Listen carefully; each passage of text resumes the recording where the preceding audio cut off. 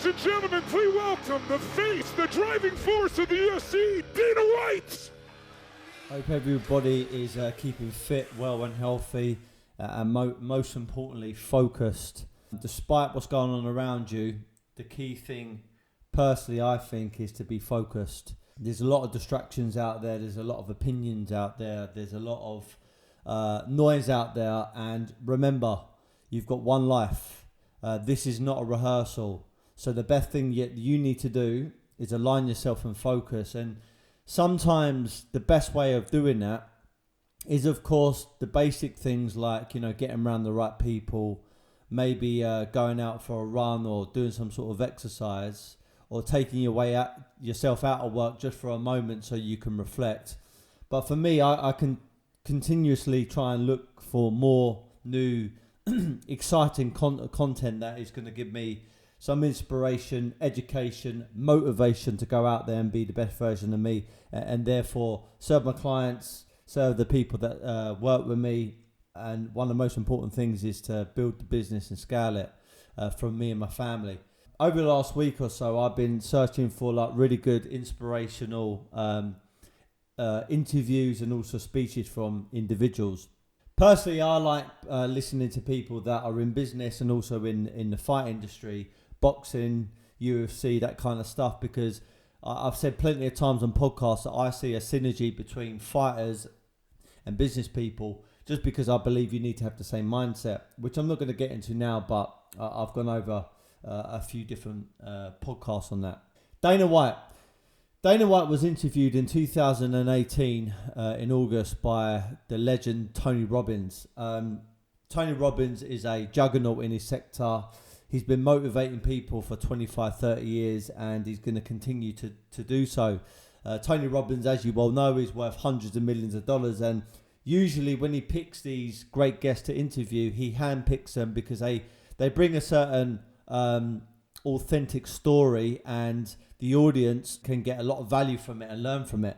And when I listened to this interview, I've listened to it a couple of times now. I thought it was only right I would make some notes and give you my feedback on it. So I've made about 10 different points on this interview that went on for about an hour. I think it's titled 0 to 7 billion. And that just captured my interest when I first saw that title. Dana White is known for being a businessman in the UFC. The UFC stands for Ultimate Fighting Championship, I believe, or Ultimate Fight Championship. He's currently 50 years of age, so some would say that is a fairly young age as far as being a businessman is concerned. And his net worth is $500 million.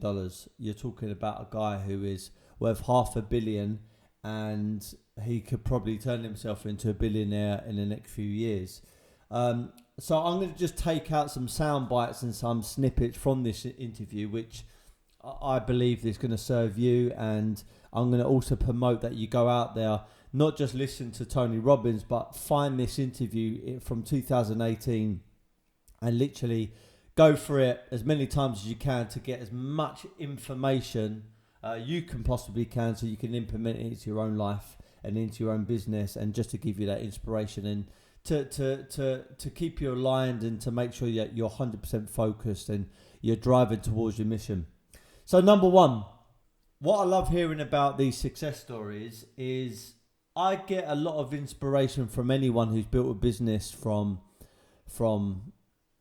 any walk of life, but when they've come from nothing, there's something really sweet about hearing someone coming from a broke or very humble background, and they've turned themselves into a person that is worth hundreds of millions, if not billions. Money isn't everything, as we understand, but it's a scorecard, isn't it? If you're doing really well, it's very, very hard to measure that unless you've got a lot of money around you, and assets and things like that. So Dana White was a bellboy or a bellman at a hotel from Boston when he was just fresh out of school. He had no money and he had no car. And the reason why I like to say this to you is because right at the start I said, he's worth $500 million, $500 million. For sure, there's a lot more successful people out there, but The guy was a bellboy at a hotel. And sometimes when we're looking at or listening to these inspirational business tycoons, we might say to ourselves, or we might say to a friend or family member, yeah, it's easy for them to say because they're worth so much money. But look where he was from. He was from, I don't think he was from Boston. I think he was from Nevada, Las Vegas. But he was in Boston for a certain amount of time, and he was a bellboy at a hotel. And even he says it's not a bad job, but he realised that it's not something he wanted to do, and he used it as fuel to get out of there and to become someone that was going to promote fighters. And he saw a gap in the market, and he was so dedicated towards his mission that he left. Despite when he turned around to a friend of his who was also working at the hotel, the guy said he was crazy. So one of the clear lessons there is have a overwhelming belief that you can take yourself out your current circumstance and drive forward. And even if you get an opinion or someone giving you some feedback from your circle, and it's not kind of what you want to hear, it doesn't have to be your reality. You can just bypass their opinions, overlook some of their maybe challenging or negative comments, and persevere and work towards a new chapter in your life. Right, second point. This is what I fucking love. I've heard this kind of stuff before from a few people that I've listened to. He worked underneath a fighter to learn the fight game and wanted to learn how to promote fighters and every aspect of fighting, boxing and combat sports for free. He worked underneath this guy for 3 years for absolutely no fucking money. And you need to ask yourself the question sometimes, when you're moaning and complaining and trying to justify what you're saying, are you really doing everything it possibly takes to become a success in the area that you want to make a mark in? Are you really dedicating yourself to it? Are you really committed to that lifestyle change? And are you willing to work for free? Because if you're not willing to work for free, then can you really say that you really want it? I'll give you an example, okay? And I can only speak for myself. Right now, we're in this semi-lockdown scenario in the UK with the coronavirus. I'm still going out there and I'm still working. And as a salesperson, I'm not on a salary. I'm not on some kind of wage. I have to go out there and make my own money. So in essence, I work for free until I convert some of the sales. And no matter what's going on out there, no matter what's happening with the news, no matter what people are saying to me, I'm going to find a way to win. And I believe Dana White had the same mentality. He was out there not making any money whatsoever, struggling, but he knew that if he would learn the fight industry on how to ref, how to promote, how to set up and organise the events, how to get an audience, how to cultivate a culture, he knew eventually he would become a successful man. And, the guy is worth $500 million. So, there's definitely something to learn from there. Right, number 3. The original owner of the UFC sold the company to Dana White and some of his backers for $2 million. And in the first phase of the company was running nearly at a $40 million burn rate. What I've written here, how far are you willing to go? So sometimes when you're in your business, when you're training for some kind of competition and you're learning a new sport or a new craft or a new instrument, you're going to be absolutely fucking shit and probably burning through money and burning through your energy and burning through some of your high spirits at the very, very early stages. And you're going to get to uncharted waters and you're going to have your inner talk and inner chat and you're going to think, is this worth it? Am I really doing the right thing? And it takes a lot of guts to stick it out, persevere, bite down, work your plan, and overcome adversity. And imagine buying a company for $2 million. Yes, indeed, there's a lesson there, which is timing is everything. But you've picked up the company for almost peanuts, but now you're burning through $40 million. I mean, you've got to have a lot of balls and guts to stick it out. And what I'm trying to get at is sometimes things are not going to go your way in the early stages, but realise that if you persevere and you really focus on your market and really focus on giving value and really focus on being the best version of you and also having the right people around you who are also the best version of themselves, eventually things will work out. So it's about having bollocks, it's about having perseverance, and it's about being very, very positive and working through even through the shitty days, because we're all going to have them. Right, next one. Number 5. He brought women into the UFC. He brought women into the fight game. He brought women into MMA. Now, of course, there were back then some kind of unlicensed, backstreet fights which were happening, and very rarely were women involved. They were in a culture back then, bearing in mind 50 years of age, where men done sport and that kind of stuff, and women they played they played they played other stuff. It wasn't really a culture that they were in sport, and especially male orientated sports like fighting. And when he discovered Ronda Rousey, who became world champion in the UFC, he believed that she had something that would not only be entertaining but spark a new culture in the fight industry, which was allowing women to come into it. And now, if you don't have women on the fight cards, it's almost a bit weird. You expect to have a mixed card between women and also men. And so many people around him at the time were saying, "You're crazy, it's never going to work." And the culture isn't there to get women involved with the UFC, and it's barbaric. Only men should be doing it. Well, do you know what? He thought, fuck them, I feel something in my heart. And the point I'm trying to make to you is you need to blaze your own trail, but also sometimes listen to your own intuition and listen to your gut. Your gut is your second brain. And if your gut is saying, look, just go ahead with it, you sometimes got to listen to that gut. Go with your gut instinct and build upon that. Number 6, he said, no matter how successful you get or become, negativity is always going to surround you. Listen, I know firsthand, I am nowhere near the success that some of my mentors or some people I listen to, and nowhere near Dana White's level at $500 million, half a billion.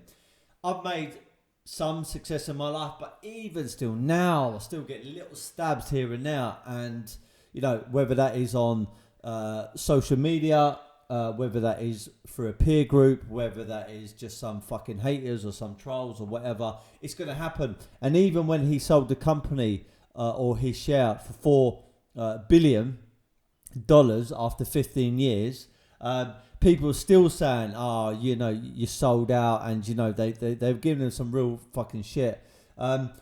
Here's the lesson. You need to fucking understand that life is not perfect. People are not perfect, and people are just going to hate. You need to deal with it. You need to weather it, and you need to have a granite chin. If your chin is made out of glass, and that's a metaphor for your spirit and also for your mentality and also for your emotion, you're just going to break, and you're not cut out to be a salesperson. You're not cut out to be a business person. You're definitely not cut out to be an entrepreneur. You're going to fold.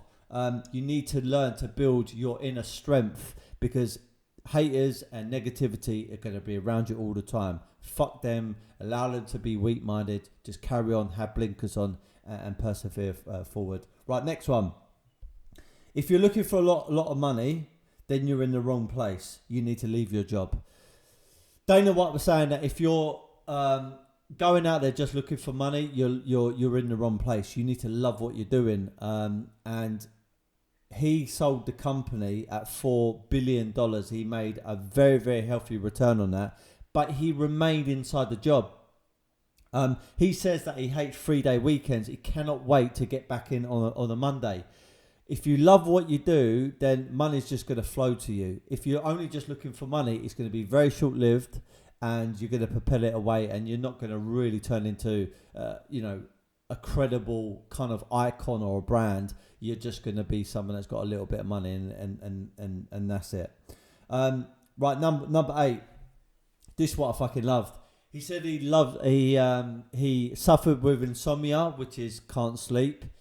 And guess what? He thrived. He allowed that, what most people would perceive as negativity, as a blessing, and he utilised his days a lot more. He was only getting 2 to 3 hours of sleep a night. So what he decided to do, rather than complain about it, he would just get up and work even harder. And sometimes we allow certain problems that we perceive as problems, or certain things that are pushed onto us as, this is why we can't become a success. This is why I can't go out there and train. This is why I can't set up a business or become the best parent I can be, because you're allowing some kind of thing to hold you back.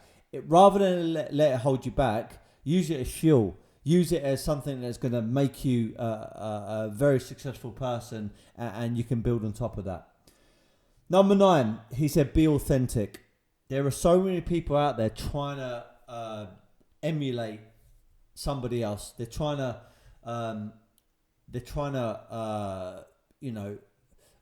become this other person. They're trying to change their identity. You know what? People can smell bullshit. They can look through unauthentic people. You need to be you. You need to be real, and that will come across. Some people are not going to like it, but most people will pick up that you're being authentic and real. And he was saying, just be authentic. The last one is a quote from Tony Robbins in this talk, which was, "Get yourself in the game, and the moment will show."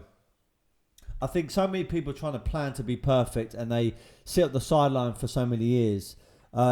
Getting involved with the game, just getting yourself out there, you will get more motivated as you start persevering and getting yourself in the game, and then the opportunity will come to seize the moment where you win the game. You take your opportunity to take your business to the next level. You might make extra money. You might sell your business. I don't know, but it's a metaphor for get yourself started, just get cracking, and the opportunities will show up. If you never start, you will never be a success. That's something I can guarantee you. I can't guarantee you being a success even if you start. But one thing I can guarantee you, you won't be a success if you never start. And that quote from Tony Robbins, which was, get yourself in the game and the moment will show. I totally believe that. Look, I after this, I've got to bath my son, and then I've got to go out for a run. I cannot fucking be bothered. But do you know what? When I get myself in the game, opportunities show. And I'm not saying on my run, but I just get some kind of clear vision, motivation, and clear thinking when I'm running or when I'm doing some kind of exercise. So I believe if I just get in the game, just keep on winning, keep on persevering, keep on doing the thing, opportunities will show up. Guys, I hope you got a lot from this. I love listening to podcasts. I love listening to interviews. I love watching YouTube channels which are filled with success stories. And if you've got anything that I should be listening to or recommending to me, please share it with me. All I ask on mine is to give me some feedback, give me some comments, recommend me to loved ones, recommend me to staff, recommend me to friends, recommend me to anybody. The more support, the better. I'm looking to get some more guests on. I'm looking to do some more public speaking, and I'm definitely looking to step up everything over 2020. Listen, we've nearly finished the first quarter of 2020. Reflect whatever you achieved. If you haven't achieved enough, is that because you haven't been working? Is your belief been knocked back? Are you around the right people? Are you reading? Are you training? Are you feeding your body with the right stuff? These are all small things that you can do which have massive amount of success attached to it, providing you're doing it every single day. Guys, be happy, never fucking content.